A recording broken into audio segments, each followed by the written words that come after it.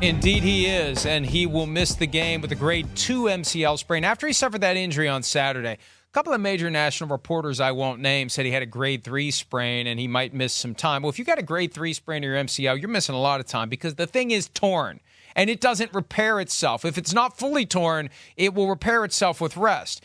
If it's fully torn, you got to have surgery to fix it. You're not coming back for the postseason at all if it's a grade 3 tear. So it's grade 2. It's going to take some time. It's usually, from what I've picked up over the years in covering the sport and talking about injuries and seeing this information, it's usually like a 2 to 4 week thing when you get a grade 2 sprain. And who knows, surely there are degrees within the grades. Maybe it's closer to 1 than 2. Maybe it's closer to 3 than 2. I don't know. But he's going to want to play. He's going to want to get out there. With each passing week, he's going to be more interested in doing whatever he has to do to get on the field if the Steelers find a way to win on Sunday in Buffalo, which isn't impossible, Chris. 2-seeded Bills in 2020 almost lost at home to the Colts. 2-seeded Bills in 2022 almost lost at home to the Dolphins. Won both games by 3 points. The Steelers are on house money here. They're going to be a dangerous team. What year was it? Week 1 they went up there. Was it 2022? They went up there and beat the Bills to start the season.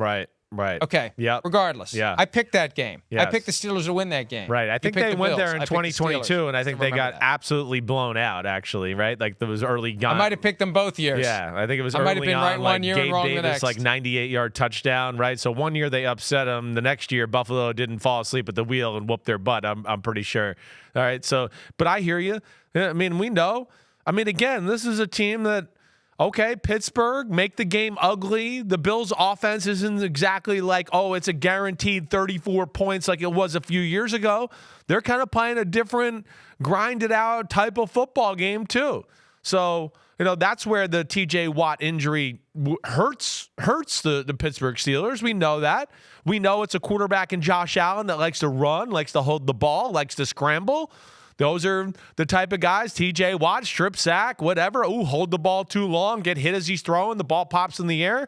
All of that stuff can happen in this type of matchup, right? So that's where it hurts. I will say, I'm just glad it's an MCL sprain, right? That one looked bad. I was afraid it was going to be an ACL and it was going to affect his next year. So that's a good, it's a good thing, but it's tough to have it right now when you're in the playoffs. They got Alex Highsmith and they drafted the kid Herbig, right? It's Nick Herbig. There's a Nate Herbig and a Nick Herbig, and I always get them confused. But Herbig is an outside linebacker from Wisconsin who's shown the ability to be a real pain in the butt coming around the edge, too. He's not T.J. Watt. I get that, but he's damn good, and he's got a future, certainly. So we'll see what goes on here. But, yeah, I think Pittsburgh is scary for Buffalo. There's no doubt about that, Mike.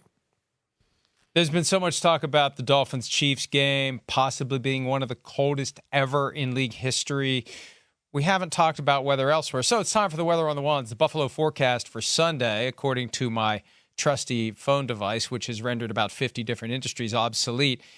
The temperature will not be all that bad. High of 30, low of 20. Here's the thing to look at, though. The wind gusts. The wind gusts right around noon up to 45 miles per hour. Wow. The sustained wind, 11 to 23 miles per hour. But remember when they figured out during a windy game one day with Josh Allen, it doesn't matter. Just let him throw the ball anyway.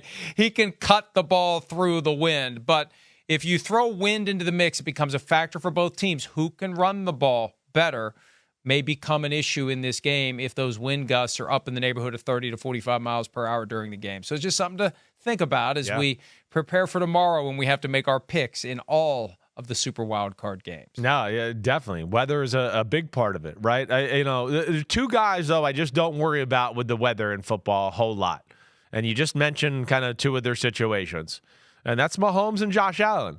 They have such arm ability and such strength in their arm, and then they can spin the ball so hard that the elements affect them less than what I would expect it will for Mason Rudolph or Tua, right? I mean, Tua, yeah, I worry about him and this kind of thing. Tua's arm is below average NFL starter anyways. So now he's going to go up there and play in that cold weather? Watch out. And, like I've always told you, and I always laugh about it because I tell people all the time. I mean, we were standing on the field during a blizzard and the wind was blowing 30 miles per hour, and I had to wipe my eyes 7 times because I was like, wait, is Patrick Mahomes really throwing the ball like that through the snow? Is it really that perfect of a spiral, right? Is it spinning that hard? Wait, let me see that again. And that's where they're special, and they're two guys that I don't worry about the elements a whole lot when it comes to them.